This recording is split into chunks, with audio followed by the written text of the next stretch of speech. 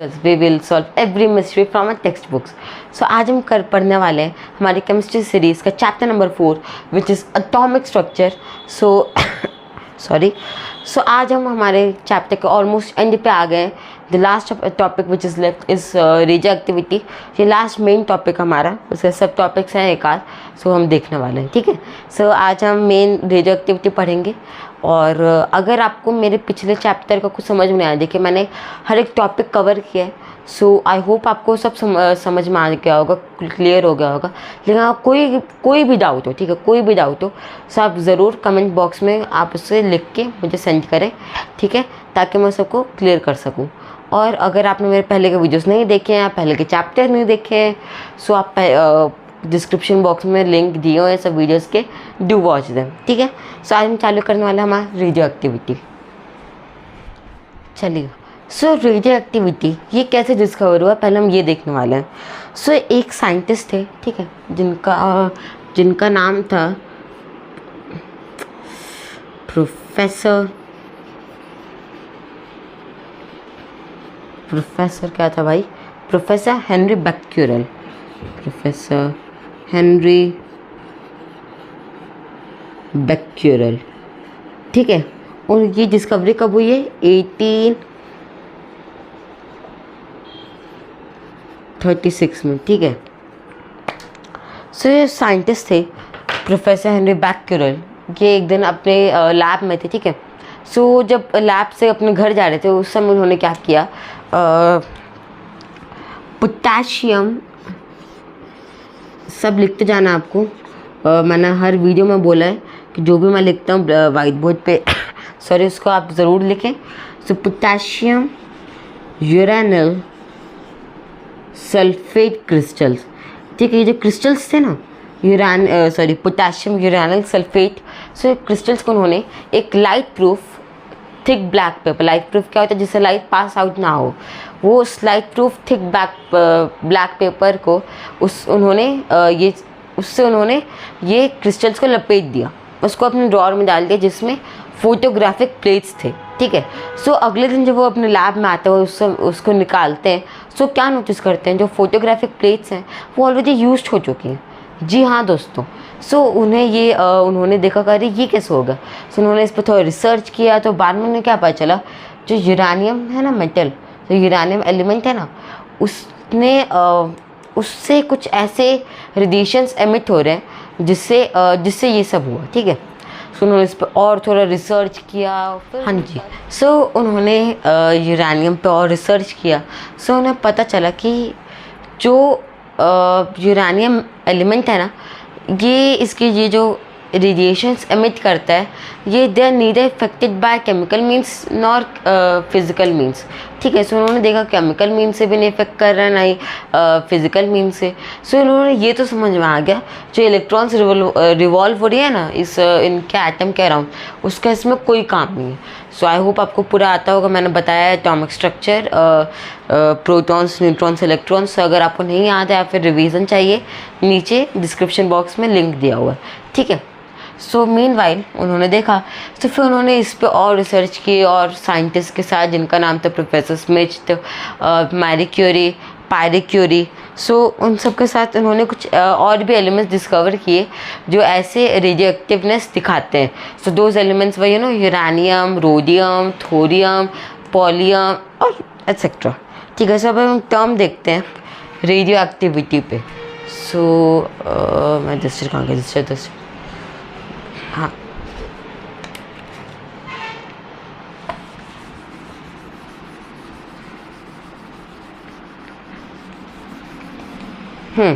सो हम radio activity पे एक टर्म देखते हैं। So the phenomenon due to which certain elements emit highly penetrating radiations spontaneously is called radioactivity. So basically आपको shortcut में क्या लिखना है, now writing is important, very important. Elements which emits highly penetrating radiations. ठीक है, ज़्यादा बड़ा नहीं लिखने की ज़रूरत है, बेसिक आपको आ जाना चाहिए, ये नोट्स यही होते हैं। सो रेडियो एक्टिविटी का क्या है, elements which emits highly penetrating radiations. So guys ये हमारी डेफिनेशन है रेडियो एक्टिव एलिमेंट्स। तो एलिमेंट्स तो वही हो गए जो ये शो करते हैं, यानी जो एलिमेंट एमिट करते हैं हाईली पेनिट्रेटिंग रेडिएशंस, वो क्या होगा, रेडियो एक्टिव एलिमेंट्स हो गए। तो इसके हम एग्जाम्पल्स लिखते हैं। एग्जाम्पल जैसे मैंने आपको बोला था वही है, which are uranium, thorium, radium etcetera. Polonium भी है, सब वो भी लिख सकते हैं, नहीं 3 काफ़ी होंगे, ठीक है। सो लेटर ऑन अर्नेस्ट रदरफोर्ड, उन्होंने इस पे और स्टडी की, ठीक है। सो उन्हें क्या पता चले, जो पेनिट्रेटिंग रेडिएशंस होते हैं ना, सो इसमें भी 3 टाइप के पार्टिकल्स होते हैं। सो 3 टाइप के पार्टिकल्स क्या होते हैं, पहला होता है अल्फ़ा, सेकंड होता है बीटा, थर्ड होता है गैमा, ऐसे क्रॉस, हाँ गैमा, ठीक है। सब हम इस एक एक करके इन तीनों के बारे में हम देखने वाले हैं, ठीक है। तो चलिए हम स्टार्ट करते हैं अल्फ़ा पार्टिकल से, ठीक है। सो alpha particles they consist of 2 protons and 2 neutrons, ठीक है। सो इनके पास क्या होता है, 2 प्रोटॉन्स एंड 2 न्यूट्रॉन्स। आपको मैंने बता दिया था ये सबका, ये प्रोटॉन्स और न्यूट्रॉन्स क्या होते हैं, ठीक है। नहीं आता तो आप मेरे पिछले वीडियोस जाके अगेन डिस्क्रिप्शन बॉक्स में लिंक देख सकते हैं। So now they have +2 unit charge and 4 mu मास। तो क्या होता है, +2 यूनिट चार्ज होता है और 4 mu एटॉमिक मास होता है इनका, ठीक है, atomic mass unit. So 2 + 2 obviously 4 atomic mass in it, because protons and neutrons combine to form atomic mass of an element. याद रखना होगा आपको डेफिनेशन, ठीक है। So they are slightly affected by electronic and magnetic fields and has least power of penetration through matter, ठीक है। सो slightly, अभी हम स्टार्टिंग में पूरा लिखेंगे, slightly affected by electronic and magnetic fields, ठीक है। और बेसिक नीचे क्या लिखना, basically least penetrating power,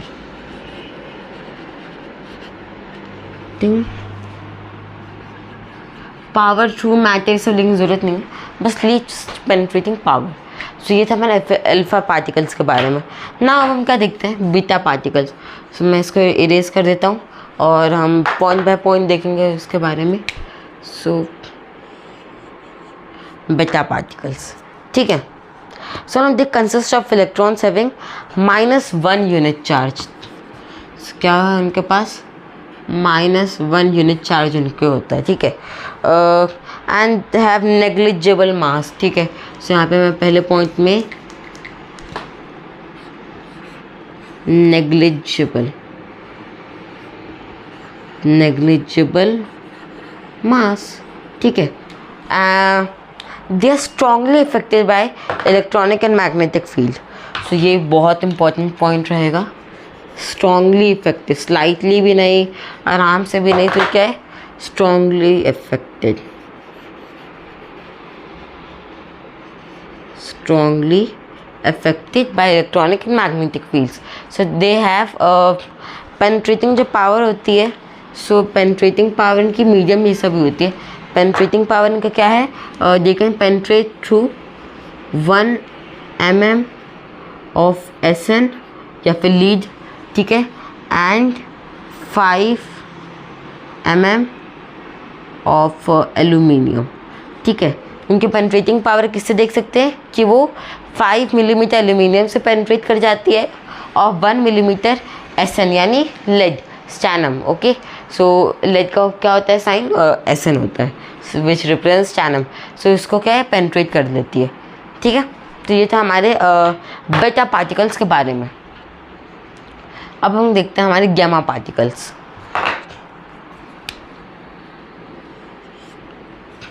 So gamma particles, so they are electromagnetic radiations having wavelength less than X-rays, ठीक है। so इनके पास इनके जो wavelength रहती है रेडिएशंस की वो X-rays से क्या शॉर्टर होती हैं। so they have no charge and mass, ठीक है, लिख देता हूँ यहाँ पे no charge एंड मास। याद रखना आपको ये सब पॉइंट्स, ठीक है, लिखते भी जाइएगा साथ में।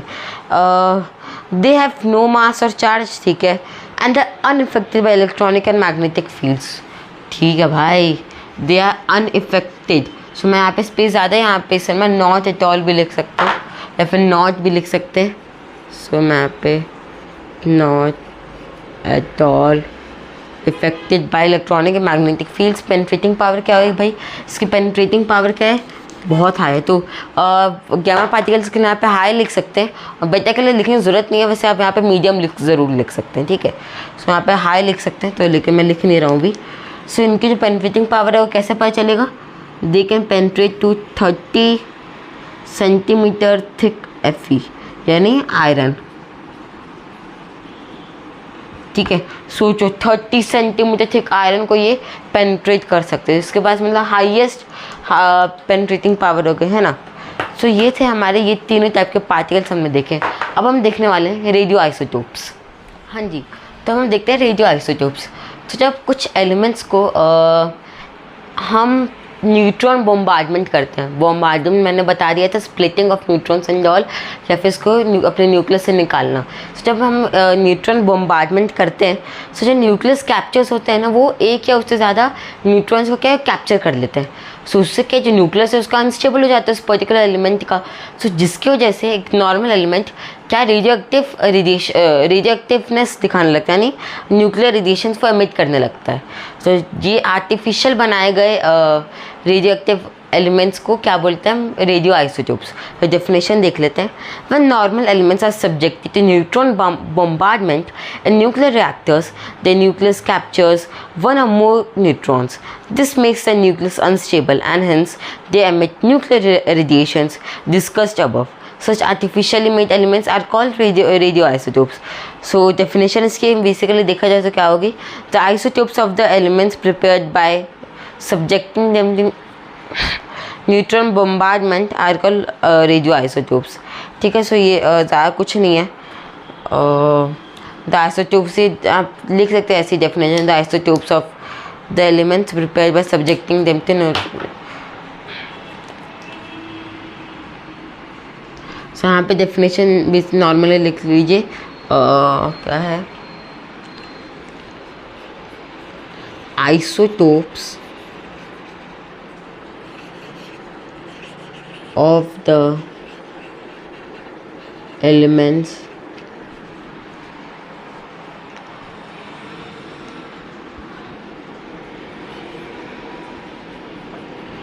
formed by neutron bombardment, from the neutron bombardment। मैं देखिए शॉर्ट बता देती हूँ डेफिनेशन, ताकि आप कॉपी में लिख रहे हैं तो आपको याद भी रहे और बेसिक चीज़ पता भी रहे। So isotopes of the elements formed by neutron bombardment, formed by, ठीक है। तो ये हमारी बेसिक डेफिनेशन है। सो कुछ हम कॉमन रेडियो आइसोटोप्स और इसके यूजेस देखते हैं। मैं चलो मैं बता ही देता हूँ। सो हम जो हम देखने वाले 5 एलिमेंट्स के आइसोटोप्स देखने वाले हैं। सो मैं पहले इसको रब कर ही देता हूँ, इरेज कर ही देता हूँ, क्या इजी हो जाएगा आपको भी देखने में। और उसके हम यूजेस भी बताने वाले हैं, क्योंकि इसका कुछ ना कुछ ऑब्वियसली यूजेस हुए हैं, ठीक है। सो हम पहला है एलिमेंट, वो है हमारा क्या, कार्बन। पूरा लिख लेता हूँ मैं, कार्बन। सो इसका जो आइसोटोप नेम है वो क्या है भाई, C14, ठीक है, C14। इसके यूजेस क्या है, एक मिनट, हाईलाइट, मैं इसको ब्लू से लिखती हूँ ताकि हाईलाइट हो जाए, ठीक है। C14 इसके यूजेस क्या है, measuring age of fossils, treating tumours, ठीक है। सो ये मैं यूजेस नहीं लिख रहा हूँ, आपको इसे याद रखना है, measuring age of fossils and treating tumours, बस दैट्स इट। सेकंड है हमारा क्या, सोडियम। मैं एक काम करता हूँ, पहले पूरा लिख ही लेता हूँ, सोडियम, ठीक है, सोडियम। थर्ड है हमारा क्या, फॉस्फोरस, फॉस्फोरस। उसके बाद क्या है, कोबाल्ट और आयोडीन सॉरी। उसके बाद क्या है अपना, कोबाल्ट। लास्ट में हमारा आता है क्या भाई, आयोडीन।